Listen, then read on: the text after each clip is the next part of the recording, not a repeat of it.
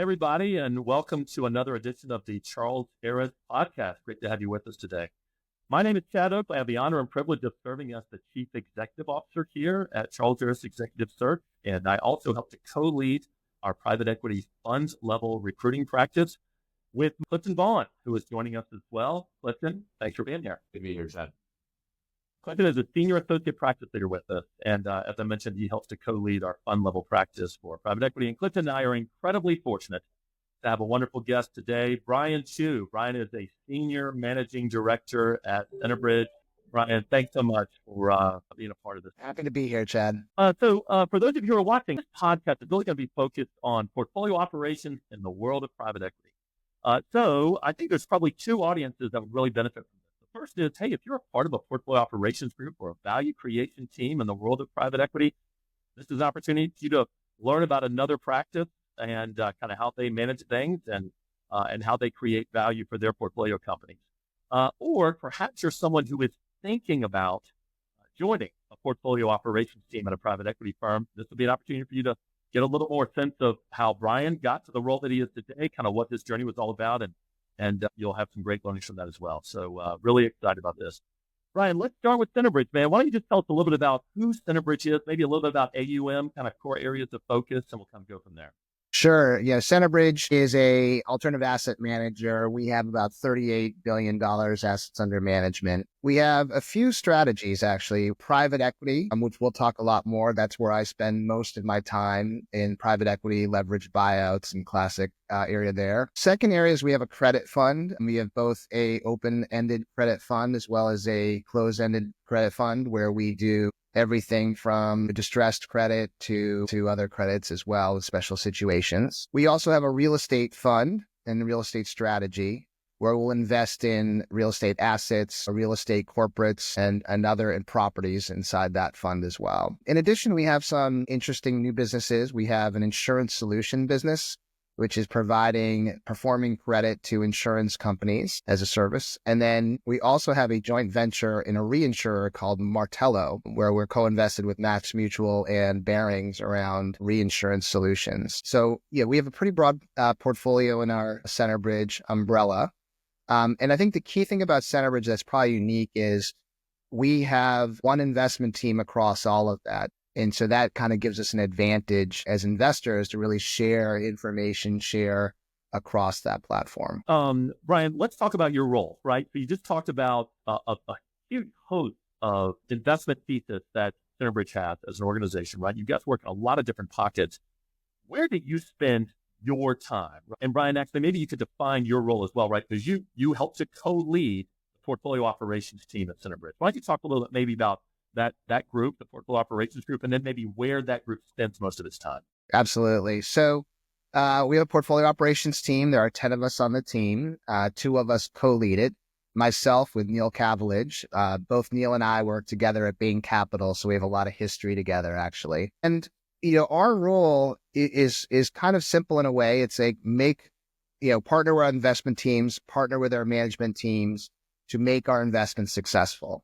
So it's a pretty broad role. The skill set that we have on my team is largely general manager skill set. So we have 8 of us who bring that general manager sensibility and ability to catalyze and accelerate value creation in our portfolio companies. And I'll talk more about what that means in a second.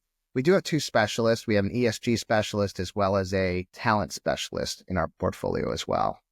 I think of it like there's 3 things that I really focus on in leading the group and partnering with our investment teams. One is what we call our value engine process. So this is really starts when we sign an NDA and all the way through exit is engaging the portfolio operations team in our investment strategies. So that's making sure that we have the right areas of due diligence focused on from an operational standpoint. From that sign to close period, quickly accelerating the value creation planning process, getting that aligned. Putting in place the right talent, that can be both making sure the executive team is fit for purpose, as well as making sure that we've got the right additional resources, whether it be third-party consultants, board members, whatever, to accelerate that value creation plan. And then look all the way to exit. So as you know, it's been harder to exit companies preparing for exit years in advance, almost as soon as you buy the company, making sure that you're positioning the company as a really attractive asset to either another financial buyer or a strategic buyer or even the public markets is really critical because all of that takes some lead time. So our role is really to partner with our investment teams and our CEOs and management team to make all of that happen. So that's our value engine process. The second area that we focus on in depth is really talent, team, and resources. So, I spend a lot of time with my team making sure that they're developing, they're growing into the role. This is an apprenticeship business largely. And so learning how to position yourself with executives, with investment teams, and for maximum impact. There's an art to that. I learned a lot of that at Bain Capital from some great mentors there. And then candidly, a lot of my experiences prior to Bain Capital have been helpful in that. But really having the leadership, the EQ, and the value orientation, investor mindset, really bringing that together to do that. And that hits everything from my team, developing and hiring, to our partners and consulting firms and search firms like Charles Harris. We have a lot of repeat business together and repeat relationships, so we know how to work together effectively. That's critical. And of course, making sure we have the right talent in our portfolio companies, making sure we partner with a CEO to make sure we build out his or her team to be the most effective and to fit that value creation plan. And finally, board members.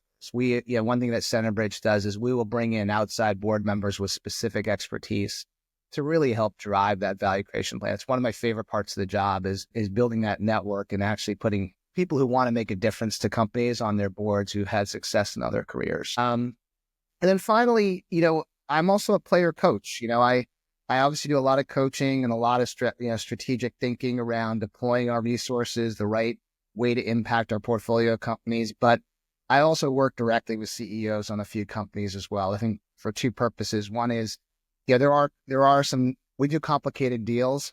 And so I have a lot of experience that can help really drive value in those situations. And two is you can lead by example. So it's one thing to sort of coach from the sideline. It's another thing to get on the field and actually lead by example on how you handle a difficult situation. I know that's been one of the best, kind of pieces of feedback that I get from my team is when they watch me in a difficult situation, they see how I handled it. There's nothing like kind of watching that in person as opposed to trying to coach people from the sidelines. So those are the three areas that I think about is, value engine, process, talent, team, and resources, and then be an effective player coach. That's awesome, Cliff. I'm going to turn it over to you in a second, but I want to double click on something, Brian, that you just mentioned. I thought that is something I'd like to explore further. And it's that art piece that you talked about of how you're interacting with different executives. You know this as well as anybody, right? Private equity firms, in their portfolio operations group, they have kind of different mandates firm by firm. We work with some organizations where they're a little bit more hands-off, right? They they want to set the management team up. They put a lot of faith and trust in the management team. They might make suggestions from time to time on things that they want that management team to explore, but they're not going to pound the table. They're not going to hold anyone's feet to the fire. They're kind of going to let things progress as the management team really desires it to. And then there's the opposite end of the spectrum, right, which is a very heavy hand. We see some private equity have a very heavy hand, right? It's their way or the highway. They give very strong directives to executives that work in those portfolio companies, and they have a very specific value creation plan that they expect to be delivered on month to month, right? And if we don't deliver on it, we've got some bigger issues. There's a delicate art to the point you talked about how you actually influence executive teams in a way that brings everyone forward. And Brian, I get the sense that that's more of the Centerbridge style. How do you do that? What is and I know that sometimes that's hard to define, right? Sometimes it's hard to define the art piece of it, but I think there's a lot of nuance there that drives success for you guys. What do you think is your key to that artistic piece? Yeah. First of all, I think I'll start with, to your point, different firms do it different ways. And I think if you look at track records, different ways get good results. And so that's a really important aspect of it. I think it starts with an investment firm's strategy and what they're investing in. If they're paying high multiples for really high quality assets and really betting on that company in sort of their current form, hands-off approach is probably the right way to go, right? Why do that? If you go to what Centerbridge does is we'll do more complicated deals. We do a lot of carve-outs. We do a lot of big integrations and things like that.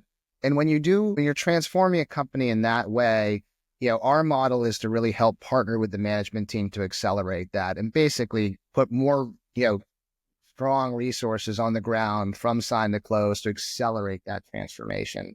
So I do think it's important to distinguish both from a investment strategy, but a cultural perspective as well, what works at each firm. For us, and this applies to Bain Capital too, because I'd say like my Bain Capital history and my Centerbridge art, if you will, are pretty consistent. One is it is bespoke for each company. While we have principles and best practices and playbooks, we don't mandate exactly what those are because each situation that we enter is a bit different, both in terms of what is the value creation plan that we're trying to execute, but also candidly, the skills and competencies of the management team as we enter. So, every CEO, every management team has its spikes and areas for opportunity, as we all do. And I think part of that is the art is making sure you understand that. So, if our CEO is the best at strategy and outlook and thinking ahead, but would love help with some of the core, integration elements and things like that, it's working with the CEO, working with the deal teams to make sure that we're positioned in the right place. If the CEO is looking for a transformation, maybe in go to market, right? Then we can bring resources to help go to market and drive and accelerate that. But the key is, partnering with the CEO and the deal team to identify those most critical areas that are really going to make a difference. The critical few, you can't have too many of them. And then what's our role in that? And then the art is also, how do you define that role? So we have kind of three kind of categorizations of how we deploy ourselves. One is we're going to drive that initiative. We're actually going to own it. So we basically second ourselves to the CEO and we'll work for that CEO. So for example, we have a big integration we just doing for one of our biggest healthcare deals. And someone on my team, Alex, is now currently partnered with the CEO as the integration management office lead. Now we are hiring an integration leader to be permanent, but Alex is seconded into that role. He is almost working full-time in that role to do that. So he drives it. He's owning the integration. We also have another approach, which is just guide and advise. So in that case, you probably have an owner inside the portfolio company's executive team, but boy, they would love some advice and help and best practices and a thought partner. And that's where we guide and advise. So we don't own it, but we're actively involved, probably, talking informally a couple times a week, going to steering committee support, helping to bring resources to it too. That's the guide advise bucket. And then there's monitor, which is, I have another financial services investment, and they have done a bunch of acquisitions and they just have their playbook down. And we're really in a monitor mode. They don't need really much guidance, candidly. Certainly don't need ownership. But as our responsibility of owners, of course, we do have to make sure we're monitoring and checking that the results are coming. So that's an important aspect to it too. And then when you're in that role, how do you be effective? And I think that's a really high EQ kind of thing. So you have to make sure that you build the relationships and trust with the management team. There's always a fear that, this private equity person's a spy or they're going to take credit. That's kind of the fear side. The other side of the coin is I'll take every help I can get, and you get sucked into more and more stuff and you're no longer working on the most important thing, but also 5 other things.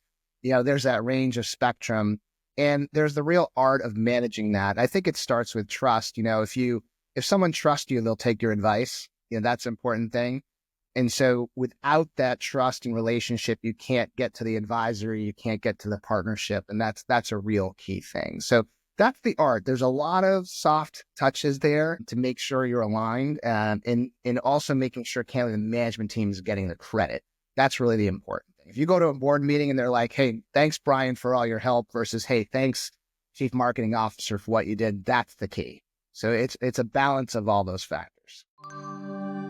In addition to our podcast, Charles Harris produces a variety of blogs and newsletters covering the latest recruiting trends across our areas of expertise. To subscribe and learn more about what's happening in your function or industry directly from our practice leaders, visit the link in the description. Yeah. Brian, thanks for that insight. Moving on to the next question. Charles Harris, we do a lot of work in the value creation space. And as a result, we get a lot of individuals reaching out to us, effectively saying, hey, how do I break into portfolio operations? And so we'd love to understand how you reached your current role. What were the pivotal experiences or skills you had to build to have led you to kind of leading an operating team at a leading private equity firm today? Sure. Well, I'll answer it two ways. I'll tell you my story. I'm not sure it's much of a path versus a story.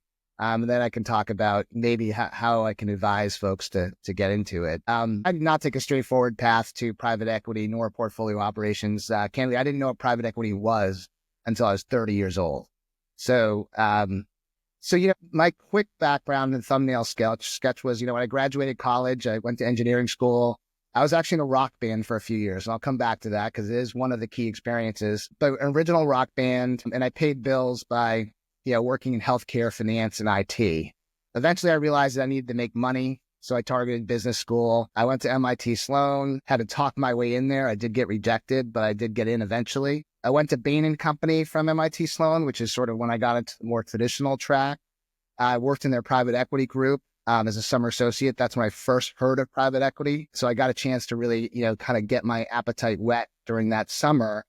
Then I worked on mostly corporate work, but I had some really good projects that I worked on. I became what I'll call the frustrated consultant. I like to make decisions and versus making recommendations. So I went into general management. I went to Sam Adams, where I was the president of Twisted Tea. Back then, Twisted Tea was a small brand. Today, it gets national TV advertising, which I did not have that budget. So I was very scrappy on how we grew that brand and defined it. And candidly, quite a different path from Sam Adams. So great general manager skill set and experience. And then Bain Capital, who worked with me when I was at Bain Company, called me and said I should try this portfolio operations thing. So that's actually how I landed at Bain Capital and in portfolio operations. I didn't actually proactively seek it out. I think one thing that was critical for me is I happened to get into opportunities that were not always traditional, but I always was focused on creating value. Wouldn't have said those words back then. I thought like an executive and an owner, like even when I was the most junior person. And I kind of figured out how to get stuff done in complicated environments without a lot of resources. And the two examples I'll give that are sort of non-traditional. One was in my band, sometimes the band was great and sometimes, our drummer and our bassist weren't making it click. And that is your rhythm section. So I had to, I had to basically fire and rehire a drummer and a bassist. And that was like my first experience in this talent. You always hear that anecdote. You wish you kind of did it faster because then it gets better right away. I agonized. I'm 22 years old. I'm like, these guys are like buddies and we're making music together. It's not like we're paying them. We're all basically paying to do this. But the band wasn't gelling. So I had to fire the drummer, I had to fire the bassist and hire two other people. And it's funny because the band was so much better than because of those changes and those talent changes. And actually those two people are actually great friends of mine today, 20 years later. So it's a fantastic example of getting talent right is critical, even though it's really, really painful to make those changes sometimes. And then the other one was in my 20s, I was in healthcare, finance and IT, and I was at the bottom rung of a big merger. There was a big HMO merger in Boston, and they announced it, and it was really poorly executed. Terrible communication, didn't assign leadership, on and on and on. Everything you could do wrong in a merger, they did it.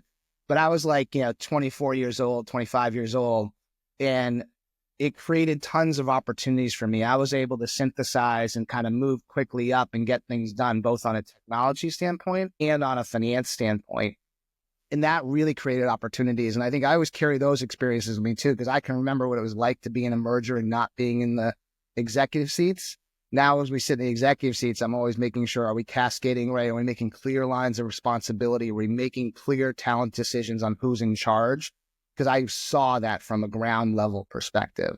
And those always stuck with me. And I've always felt like those experiences carried over to Bain & Company and helped me make me more successful at Bain & Company, made me successful at Sam Adams, and made me successful at Bain Capital and Centerbridge as well.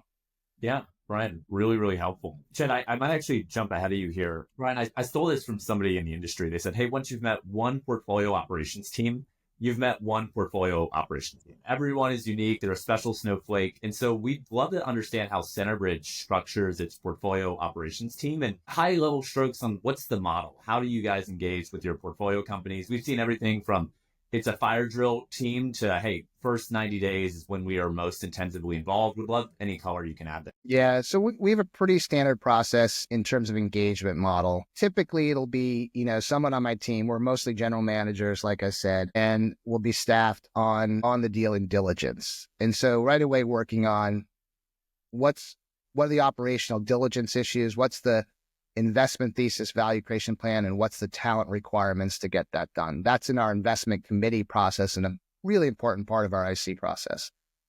Then once we sign, we'll immediately pivot to a kind of cadence with our management team. And it's a little bit tailored, but I'd summarize it as a CEO, deal lead, and probably the portfolio person and the deal principal. So typically kind of a 3 to 4 person CEO touch base once a week in the beginning of the deal.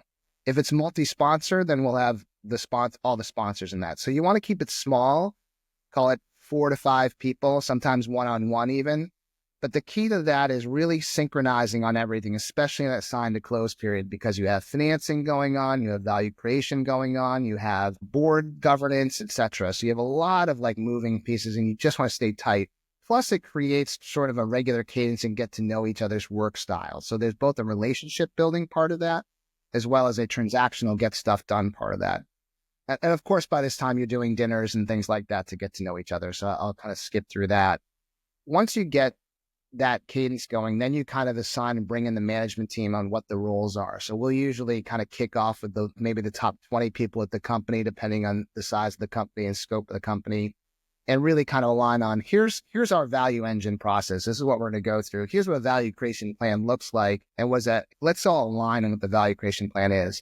Sometimes that happens really quickly because, of course, our value creation plan in the investment process isn't created out of nothing. We're often influenced by management right away. Often, though, there are too many things on the plate, and so a big part of our VCP process saying no or saying not now to certain initiatives because you just can't get it all done at once. And sometimes we're able to do that up front. Sometimes it comes up when all of a sudden they can't get the work, everybody can't get the work done. So either way, you have to kind of make sure you say no and not now to a few things and focus on the critical few. And then you get into sort of divide and conquer. Okay, someone on my team might take 2 initiatives. There might be 3 things the management team works on without us, and you kind of go from there. But the key is you then have what I'll call a VCP setup and kind of update process where sometimes it's once a week, sometimes it's every other week. Eventually it goes usually to once a month, but just a regular cadence. And setting that CEO conversation once a week to make sure everybody's signed up and the CEO, everything has to go through the CEO in terms of priorities. But then the rest of the team is brought along and candidly leads through another set of engagement. The key is I'd say there's always a little bit of Goldilocks there. Sometimes you do too much stuff and sometimes not enough. And you got to find the right rhythm for each situation, both in terms of formal updates and informal. But that's the regular cadence that we're focused on at Centerbridge. And you talked before about every situation is bespoke, right? Every portfolio company is unique. They've got their own unique challenges. You're also just talking about value creation levers and things like that. Have you found, is there a set of value creation levers that Centerbridge almost always pulls, almost always implement, the playbook of sorts that's specific to a certain function within the portfolio company? Or I don't know, something that's just we're almost always going to do that, regardless of who that company is. It's interesting because we're a bit value oriented and we have several verticals. We invest in technology, industrials, real estate, and financials, and industrials, right? So we're investing in quite a different things and different points in time. Our levers do vary. We have, we'll have at any given time, we might have 4 companies focused on go-to-market. We might have, today I think we have 3 or 4 companies focused on offshoring. I'd say everybody has technology on some level, but there's certain companies that are much more focused on product technology, differentiating technologies that really help them compete in the marketplace. And so while there's clusters, there's not in every deal has the same thing, with one exception. I talked about our value engine process. We do our process consistently.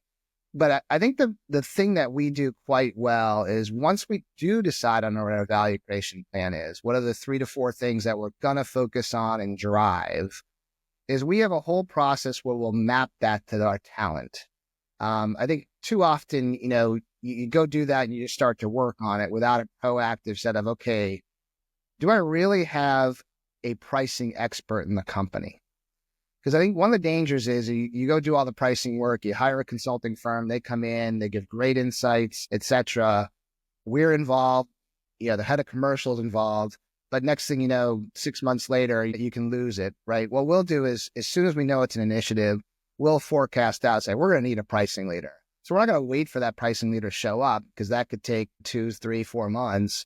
But we'll want to make sure we get going on it, start to get the process and the diagnostic, hire that pricing leader right away. And then when the pricing leader comes in, there's a lot of momentum, the role's more clearly defined, and they're able to actually walk in and be a leader and a manager in sort of a defined framework. There's still plenty of room for creativity. They're never bored, but making sure that it happens. And I'd say that's consistent with technology, or even I mentioned, we do a lot of carve-outs and integrations. If you're going to hire an integration leader similar to that, we're not going to wait for them, but we're going to hire them. The other area in that is executives, as I mentioned, inside the company, but also board members. We might find, for example, one of the best board members we've added across our portfolio are technology leaders. And it's a little bit different. I think often the best technology board members are sitting CIOs, not retired CIOs, but sitting CIOs. They're just kind of current, fresh, especially with the way technology is moving so quickly these days. They're very effective at bringing expertise from another situation and context to our boards. They will typically meet with the tech team twice a month and really be involved and help steer. That's been super helpful. And our board members love it too as well. So whether they're retired or in the seat, they find it really valuable as well. So it's a great win-win in terms of bringing resources on. Brian, I want to return to something that we talked about before. And this is kind of, I think will benefit those individuals that aspire to join a portfolio operations group. Brian, you talked about the experiences that really helped to mold you into the person that you are today. And you mentioned 2 very operational experiences in your past. One, a band, right? And the second was that healthcare integration that really wasn't going well. And it gave a lot of step-up opportunities for you. If Clinton and I were to wave a magic wand right now and poll all of our, client base and say, what are the archetypes that you really look for in a portfolio operations things? Three answers come up a lot. And I'd love to hear your response to these. So the first is what I'm going to call academy training. Academy training is most often defined as strategy consulting experience. Think kind of Bain, like you had a chance to work at, McKinsey, BCG, but there's a whole host of other great firms out there that can serve. Or maybe investment banking. Maybe the person came up as an investment, but that's kind of the academy training archetype. The second is operation. Someone who's worked in a company, I'm going to call it a real role, not maybe a strategy role, maybe not a corporate development role, but like a finance position or a sales position or a marketing role, something where they really had to roll their sleeves up and be an integral part of the business. And then the third is someone who's worked for another portfolio operations group, the private equity firm. Those are kind of the 3 avenues. Clearly, the third one, you maybe need some of those other experiences to get. But Brian, as you think about, if you're giving advice and guidance right now to people in the marketplace that wanted to one day be you, what are the experiences you would say, check this box, check this box, check this box, that'll really help you? Yeah. And while I highlighted a few formative experiences, I did ultimately get some of the academy training too by going to Bain & Company. So I want to highlight that. I think that's really critical. I think, a professional services firm like a Bain, or pick your favorite consulting or banking firm, I think provides you with a structured way of thinking, structured way of communicating that's critical for working with investment teams and working with CEOs. So I do think that's a real skill set that, trust me, coming into Bain & Company, I did not have that. Coming out of Bain & Company, I did have that. So I think that's critical. I think the most important thing is that you've got to have passion for work. And I think you've got to find kind of what drives that passion. I think for me, first of all, when you target a destination like portfolio operations, you should really understand why you're targeting that, right? So for me, it's a great way to, satisfy my desire to see lots of companies and lots of situations. I learned that at Bain & Company and Bain Capital, which is, I love business. I love all these interesting dynamics. I love management teams. And so I'm able to kind of see different things every day on how businesses work and how they create value. So that that aspect of it is one. And two is as part of a private equity firm, we are making big decisions, right? Do we buy this company or not? What price are we doing it at? Do we have the right executive team in place? What are the choices on our value creation plan? These are all decisions that we're actively involved with and have a vote, right? So it's really important. So that sort of broad experience with decision making and sort of impact and is really important. That's what personally gets me jazzed up about it. But the other part of it is like I had a passion for getting things done, and that's really important. So I think as you look at what you want to do in your next few years as you're building to something, you have to kind of decide what that is. You may be a great strategist who then can translate that into actions and getting things done. You may love helping through financial orientation, et cetera. And the reason I say that is because there are so many different models today in private equity. The question is like, if you have a passion for adding value, then you could be a specialist in technology and translate that to a portfolio operations group. There are, as you know, specialists are a big growing function here. If you want to be a generalist like I am in private equity, that's a path too. So I think it starts there. And then, I sort of go for when we hire the academy plus the operations, that's sort of our roadmap. But I think if you're looking for a specialist, I'm going to be looking more for someone who's had real kind of sustained value creation along their career path. And so if I look at our head of talent, Natalie Leone, she was multiple years in financial services as HR business partner and really driving talent impact across a great, continuing elevating her talent impact within financial services and now within private equity. So I think you've got to kind of figure out what you really want and then make sure that that career leads to a place where you can have the ability to interact with investment teams in private equity, the ability to interact with CEOs, and a passion for impact that will make you figure out how to get it done when it's hard, because it is hard. Rub through walls mentality. Love it. Yeah. All right, Brian, I know we're getting short on time. Just a couple more things. The last 2 years, the market for private equity, at least as far as deal flow is concerned, has been a little bit slow. So for those of you who are watching this, we're in late February of 2025 right now. Brian, how does Centerbridge see the rest of 2025 as far as deal volume is concerned? So, we've been very busy and very close on a few deals, but we haven't gotten over the finish line with new deals in 25. So our pipeline is shaping up. We're working hard to deploy capital because part of, obviously being this is deploy capital as well as return capital. And so we're focused on both of those things. In this moment in time too, there's a fair amount of presidential policies that are, interesting, and we're all, trying to figure out where they actually land and what that means for our portfolio. So I think that's also a piece of it, but I don't think that's really slowing down the activity right now. It's just going to be a consideration as you get to these different points of exit and as you actually get to the decision points. We did announce one big add-on to a portfolio company, which is exciting. But we've got, more to do to kind of get deals flowing for 25, and where our deal teams are focused on their thematics, focused on getting those deals to us and going through those processes. So we're optimistic, but it's been, challenging, as both on the exit and on the deployment front. Right. We've got some uncertainty around presidential mandates that are taking place right now. Also, interest rates are still a little high, right? Jerome Powell and the Fed has talked about lowering rates. That hasn't come to fruition just yet. Rate those two for me. Which is more important to increasing deal flow in the world of private equity? Is it clarity around presidential mandates, or is it seeing interest rates fall?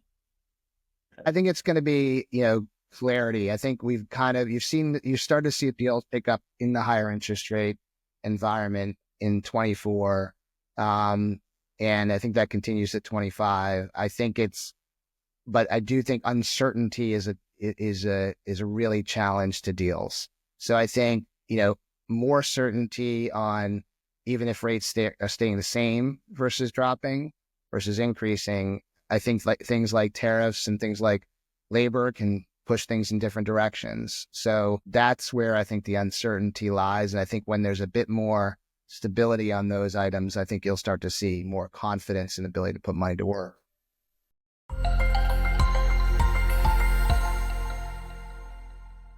speed round, couple of just general interest things, right? So your favorite book that you picked up recently that you've read, or just favorite book of all time, what comes to mind for you? You know, favorite book recently, The Man Who Solved the Market by Greg Zuckerman. It's about Jim Simon's founding Renaissance. I love the level of detail he gets into this book on how they build data models and the personalities involved. And there's a connection to MIT, my alma mater. So that is just a fascinating book to me. In terms of all time, A Prayer for Owen Meany by John Irving is just a fantastic book of, life lessons and hope. It's so unique. It's such a unique story. So I love that. And then sort of day-to-day like ideas. Blinkist is a great app. It's not a book, but it summarizes all these business books and leadership books. So when someone says, read this, read that, it has like a 10-minute summary of what the main takeaways are. And it's a great way to digest sort of ideas and learnings from business and leadership books. So Blinkist is like my favorite app for the last 2 years on digesting. Yeah, so we were going to ask you what your favorite app is. I haven't heard of this. It's called Blinkist. What's it all the time? Blinkist, yeah, Blinkist. And it just has like both bullet point if you want to read it, or very brief, 15-minute kind of like, audiobook versions of it. So it's great on a treadmill. It's great on a long walk or a run, or, that 10-minute airplane walk you got to make from terminal to terminal. Sure. Perfect. Yeah, no, that's awesome. That's great. All right. You're a music guy, clearly. Do you have a favorite band or artist? I have a wide range of interest. I've seen everybody from Chris Stapleton to Kendrick Lamar to Bruce Springsteen the last 12 months. So a pretty broad musical career. But if I had to pick one, certainly Springsteen's always been like a lifelong fan of Springsteen. Last general interest, your favorite podcast right now. You listen to anything in particular that you enjoy? One of my favorite podcasts is something called Unexplainable. It's sort of a podcast on different random things that you always may have wondered about, but to get kind of 20 minutes of information on it is kind of fascinating. So they cover a range of topics, that I just find kind of fascinating, candidly a break from the normal news or business or arts that I typically listen to. It's going to be a bit more random, but Unexplainable. Love it. Brian, cannot thank you enough. Everybody, it's been a real honor and privilege to have Senior Managing Director Brian Chu with us here from Centerbridge. Brian, thanks as always for being a part of this. You've given us some great insight today, not only on how Centerbridge operates portfolio operations groups, but also the journey that you've been on, and we really appreciate that. So, Brian, thanks so much. Really appreciate it. Great. Thank you, Chad. Thank you, Clifton. Thanks, Brian. Thank you, everybody. We'll see you next time. Thanks for listening. For more of the Charles Ayers podcast, you can subscribe on Spotify or Apple Podcasts, or head over to our YouTube page at youtube.com/Charles Ayers Inc.